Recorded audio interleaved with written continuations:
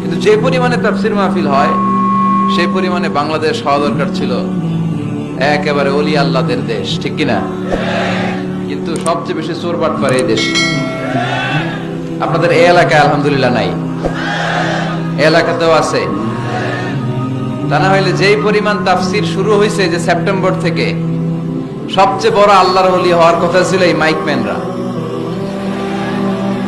September থেকে ওদের ব্যবসা আছে না নাই? কিন্তু দেখা যায় অধিকাংশ মাইকম্যান নামাজই পড়ে না।